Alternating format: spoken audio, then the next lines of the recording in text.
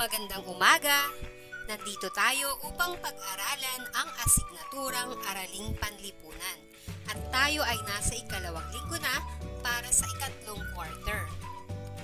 Ang ating aralin ay kapaligiran ng komunidad, kalagayan at suliranin.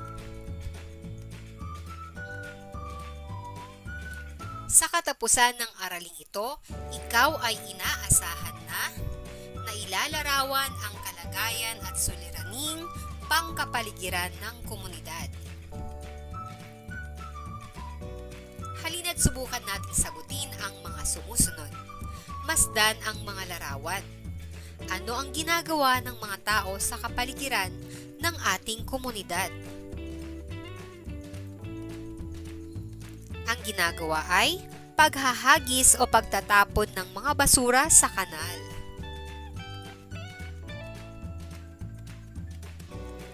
Ang sagot ay pinuputol ng mga tao ang mga puno sa kabundukan.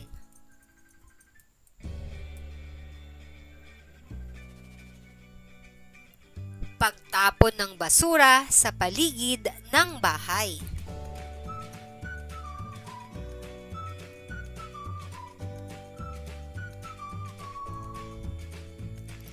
Pagtatapon ng mga basura sa ilog.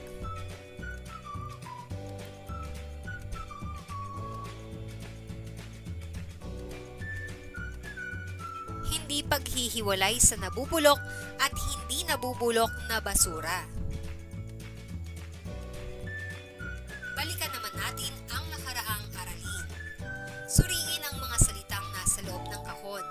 Tukuyin kung saang bahagi ng kapaligiran na kukuha ang mga pangunahing pangangailangan ng tao. Ang mga pagpipilian ay palay, kahoy, galunggong, manok, perlas, alimango. Mula sa kapatagan o kabundukan, mula sa dagat. Ang palay ay mula sa kapatagan o kabundukan. Ang kahoy kaya? Sa unang hanay rin. Galunggong. Mula sa dagat. Manok. Kapatagan o kabundukan. Perlas. Mula sa dagat. Alimango. Mula sa dagat.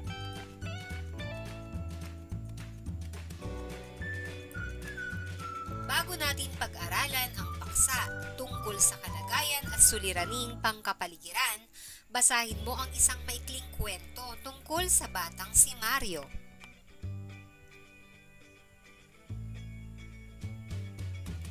Mario, may pera sa basura. Ang pamilya ni Mario ay isa sa mga pamilyang naapektuhan ng krisis dulot ng COVID-19. Naisipan ni Mario na tumulong sa kanyang pamilya. Naalala niya ang habilin ng kanyang nanay tungkol sa paghihiwalayin ang mga basura dahil nilalangaw ang mga ito at nagdudulot ng sakit. Sa tulong ng kanyang ate, pinaghiwalay niya ang kanilang basura sa mga nabubulok at sa di nabubulok.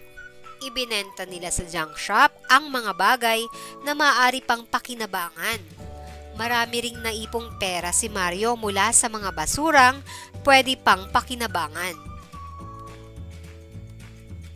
Ipinatago niya ang perang naipon sa kanyang mga magulang upang magamit niya sa kanyang pag-aaral. Mga tanong. Sino ang batang nasa kwentong ating binasa? Ang sagot ay, ang batang nasa kwentong ating binasa ay si Mario. Pangalawang tanong. Ano ang naisipan ni Mario para makatulong sa kanyang pamilya?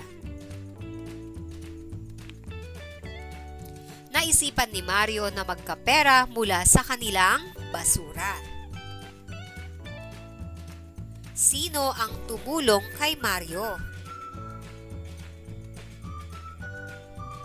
Ang kanyang ate ang tumulong kay Mario. Pang-apat, kanino ibinigay ni Mario ang perang kinita niya mula sa basura? Ibinigay ni Mario ang perang iniipon niya sa kanyang mga magulang para sa pangangailangan sa pag-aaral. Panlima, saan ginamit ni Mario ang perang iniipon niya? Gagamitin ni Mario ang perang iniipon niya sa kanyang mga pangangailangan sa pag-aaral.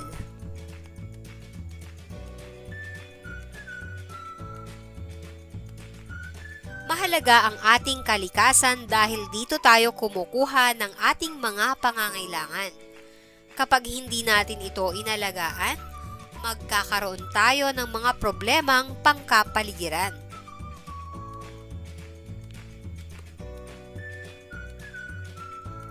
Ang mga sumusunod ay ilan sa mga suliraning nangyayari sa ating komunidad. Pagbaha sa komunidad dahil sa mga basurang nakabara sa mga kanal. Ang maling pagtatapon ng basura ay nakasisira sa ating kapaligiran.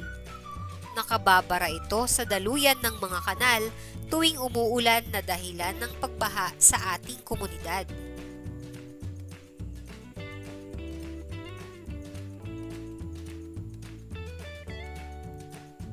Nakakalbong kabundukan.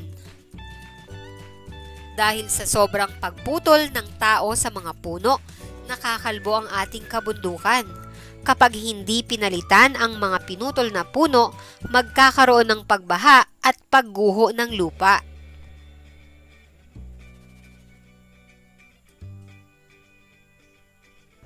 Iwasto ang mga tanong nito Polusyon sa sa dagat tulong ng o inyong mga ilog. guro. Maraming mga isda ang namamatay dahil sa mga basurang itinatapon dito na nakalalason sa mga lamang tubig.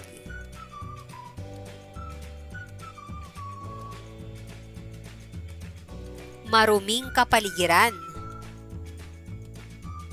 Ang maling pagtatapon ng mga basura ay nagdudulot ng pagdami ng mga peste tulad ng langaw at daga na nagdudulot ng sakit sa mga tao.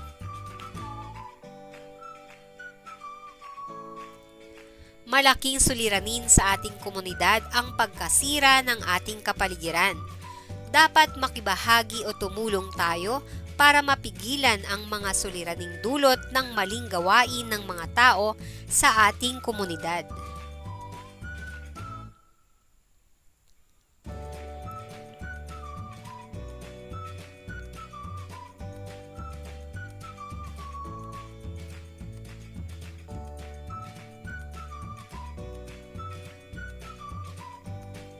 Dumako na tayo sa mga pagsasanay.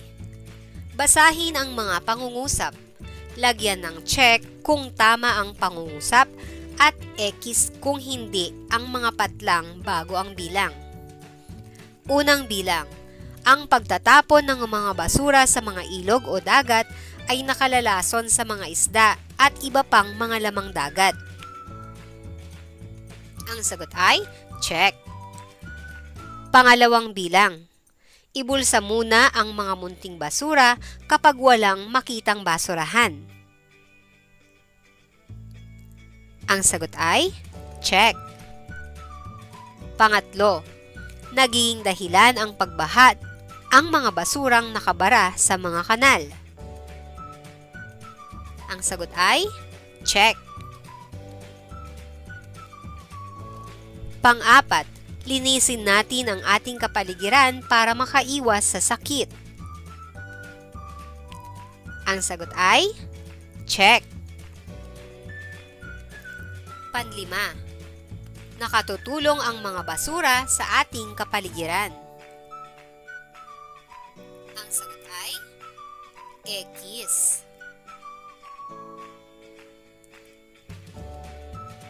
Para naman sa pangalawang pagsasanay, basahin ang mga pangungusap. Piliin ang mga letra ng mga pangungusap na dahilan ng pagkasira sa ating kapaligiran. Titik A. Pagtatapon ng basura sa mga kanal. B. paglilinis sa loob ng bahay. C. Pagpuputol ng mga puno sa kabundukan. D.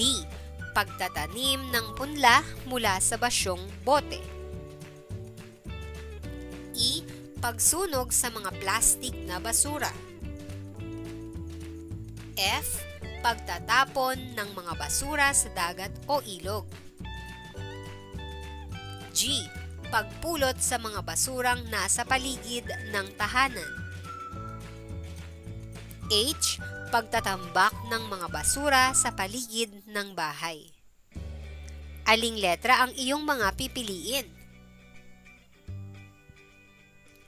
Narito na ang mga sagot. Titik A. Pagtatapon ng basura sa mga kanal.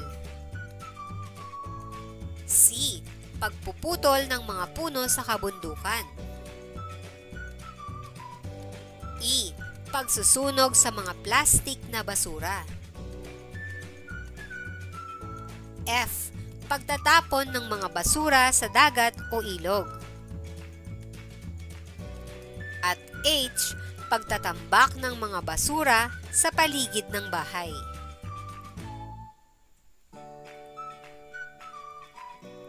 Dumako na tayo sa panghuling pagsasanay. Pagtambalin ang hanay A sa hanay B. Isulat ang titik ng tamang sagot.